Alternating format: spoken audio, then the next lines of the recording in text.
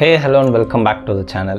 இன்றைக்கி நம்ம பார்க்க போகிறது இது வரைக்கும் இந்த உலகத்தில் நடந்த மர்டர் மிஸ்ட்ரியிலே ரொம்ப ரொம்ப ரொம்ப கொடூரமான ஒரு murder mystery, Jack the Ripper murder மிஸ்ட்ரியை பற்றி தான் இன்றைக்கி நம்ம வீடியோவில் நம்ம வந்து பார்க்க போகிறோம். உங்களுக்கு மிஸ்ட்ரி அண்ட் ஹிஸ்ட்ரி இதெல்லாம் இன்ட்ரெஸ்ட் இருக்குது அப்படின்னா நம்மளோட சேனலை ஃபாலோ பண்ணி வச்சுக்கோங்க.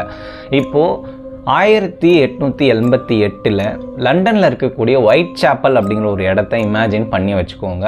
லண்டனுடைய ஒரு முக்கியமான நகரம் தான் வந்து இந்த ஒயிட் சாப்பல் அப்படின்னு சொல்லக்கூடிய, அதாவது லண்டனில் இருக்கக்கூடிய ஒரு சின்ன இடம் இந்த ஒயிட் சாப்பல் அப்படின்னு. இந்த ஒயிட் சாப்பலில் யாரெல்லாம் அன்றைக்கி வாழ்ந்து வந்தாங்க அப்படின்னு பார்க்குறப்போ நிறைய ஏழை மக்கள் தான் அங்கே வந்து வசித்து வந்தாங்க. நிறைய கிரிமினல்ஸு, நிறைய ப்ராஸ்டிடியூஷன் தொழில் பண்ணுறவங்க, இது மாதிரி அந்த ஒயிட் சாப்பலுடைய பாப்புலேஷன் மக்களால் நிறந்துருந்துச்சு. எல்லாமே நல்லா போயிட்டு இருந்த அந்த டைமில் விக்டோரியன் எரா அப்படின்னு சொல்லுவாங்க, லண்டனுடைய ரொம்ப செழுமையான ஒரு இயர் அப்படின்னு கூட நம்ம வந்து சொல்லலாம்.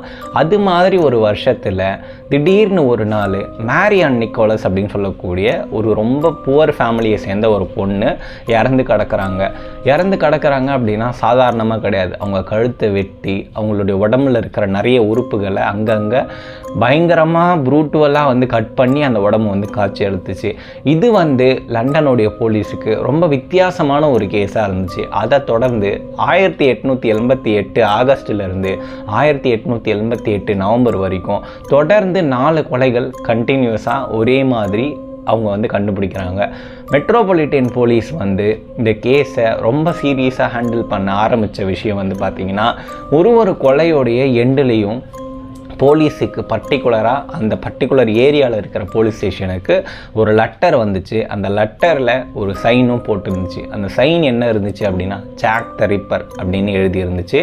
அந்த ஒரு லெட்டர்லேயுமே வந்து பார்த்திங்கன்னா அந்த கொலை எப்படி நடந்துச்சு, அதுக்கு பின்னாடி இருக்கிற அனாட்டமி என்ன, இப்படி ரொம்பவும் மக்களை பயமுறுத்த வைக்கிற அளவுக்கு சில லெட்டர்ஸ் வந்து போலீஸ்க்கு வந்து கிடைக்க ஆரம்பிச்சிச்சு. இந்த லெட்டர்ஸ் மீடியாவுக்கு போன அப்புறமா ஒயிட் சாப்பலில் இருக்கக்கூடிய ஒட்டுமொத்த மக்களுக்கும் ஒரு பெரிய பயத்தை வந்து ஏற்படுத்துச்சு. அப்படி இந்த கொலையை யார் தாண்டா பண்ணாங்க அப்படிங்கிற ஒரு இன்வெஸ்டிகேஷனில் மெட்ரோபாலிட்டன் போலீஸ் ரொம்ப தீவிரமாக இறங்க ஆரம்பித்தாங்க. நிறைய சஸ்பெக்ட்ஸ் வந்து அவங்களுக்கு வந்து கிடைச்சாங்க. ஆனால் எந்த சஸ்பெக்டாலேயுமே கரெக்டாக இந்த கொலைக்கு நேரடி லிங்க் யாராலையுமே அவங்களால பொருத்தவே முடியல. அதில் நிறைய கான்ஸ்பிரசி தேரியுமே வந்து உருவாச்சு. சொல்லப்போனால் லண்டனுடைய ராயல் ஃபேமிலியே இதுக்கு பின்னாடி ஒரு காரணமாக இருக்கலாம் அப்படிங்கிற அளவுக்கு கான்ஸ்பிரசி தேரிஸ் உருவாச்சு.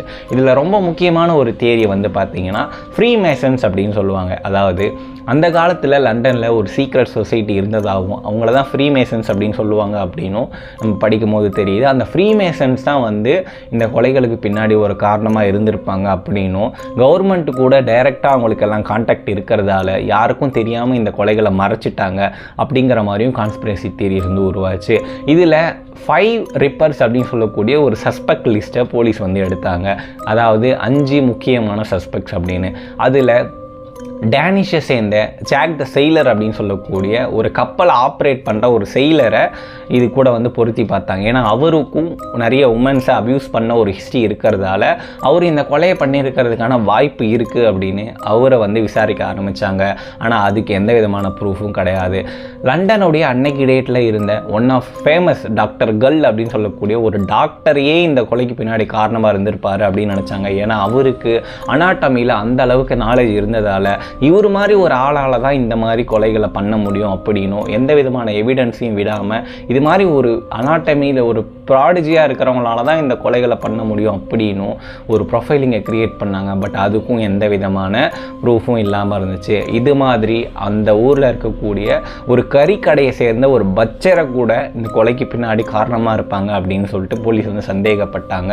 ஆனால் இவங்க யாருமே இந்த கொலைக்கு நேரடியாக எந்த விதமான தொடர்பும் இல்லை அப்படிங்கிறது வந்து ப்ரூவ் ஆச்சு. கிட்டத்தட்ட 100 வருஷம் ஆயிடுச்சு. இன்னைய வரைக்கும் இந்த ஜாக் த ரிப்பர் அப்படிங்கிறவங்க யார், அந்த 5 பொண்ணுங்களை கொலை பண்ணது யார் அப்படிங்கிறதுக்கான ஆன்சர் இன்னைய வரைக்கும் யாருக்குமே வந்து தெரியவே இல்லை. இதுக்கான ஆன்சர் தெரியாமல் போகிறதுக்கு என்னெல்லாம் காரணம் அப்படின்னு நம்ம வந்து பார்த்தப்போ, இன்னைக்கு டேட்டுக்கு நம்மக்கிட்ட இருக்கிற அளவுக்கு டிஎன்ஏ அனலைசிஸ் அன்னைக்கு அட்வான்ஸ்மெண்ட்டாக கிடையாது. இன்னொன்று சைக்காலஜிக்கல் ப்ரொஃபைலிங் அப்படின்னு சொல்லுவாங்க. அதாவது ஆல்ரெடி ஃபேமஸாக இருக்கக்கூடிய நிறைய கிரிமினல்ஸை இந்த கொலைகளுக்கு கூட பொருந்தி பார்ப்பாங்க. அவங்களுடைய வே ஆஃப் கில்லிங்ஸ் என்ன, அவங்களுடைய மெத்தட் ஆஃப் கில்லிங்ஸ் என்ன டூல்ஸ் எல்லாம் வச்சு அவங்க வந்து கில் பண்ணுறாங்க அப்படிங்கிற அந்த ஹிஸ்ட்ரியை எடுத்து இந்த கொலைகளில் நடந்திருக்கிறதுக்கான எல்லாத்தையும் வந்து பொருந்தி பார்ப்பாங்க. அப்படி சைக்காலஜிக்கல் ப்ரொஃபைலிங் பண்ணியுமே கூட அன்னைக்கு டேட்டுக்கு லண்டனில் இருந்த ஃபேமஸ் டிடெக்டிவ்ஸ், ஃபேமஸ் கன்சல்டன்ஸ், இப்படி மெட்ரோபாலிட்டியன் போலீஸ் பண்ணாத ஒர்க்கே கிடையாது. பட் அவங்க எவ்வளோ ஹார்ட் ஒர்க் பண்ணாலும் ஜாக் த ரிப்பர் அப்படிங்கிற இவனோட ஃபேஸ் வந்து யாருக்குமே வந்து தெரியாமல் போயிடுச்சு. அந்த கொலையாளி யார் அப்படிங்கிறத இன்னைய வரைக்கும் கிட்டத்தட்ட ஒரு 140 வருஷம் ஆகுது இந்த கொலை நடந்து. இன்னைய வரைக்கும் அந்த கொலையாளி யார் அப்படிங்கிறது யாருக்குமே வந்து தெரியவே இல்லை. ஒருவேளை இந்த நான் சொன்ன இந்த எல்லாத்தையும் வச்சு யார் கொலையாளியாக இருக்கிறதுக்கான சான்சஸ் இருக்குது அப்படின்னு உங்களுடைய இன்ட்யூஷன் என்ன சொல்லுது அப்படிங்கிறத கமெண்ட்டில் வந்து சொல்லுங்கள். இது மாதிரி நிறைய இன்ட்ரெஸ்டிங்கான மர்டர் மிஸ்ட்ரீஸ் அண்ட் ஹிஸ்ட்ரிஸை நம்ம சேனலில் கண்டினியூஸாக போடுவோம். நம்மளோட சேனலை ஃபாலோ பண்ணி வச்சுக்கோங்க. வேறு ஒரு வீடியோவில் நம்ம வந்து சந்திக்கலாம். நன்றி, வணக்கம்.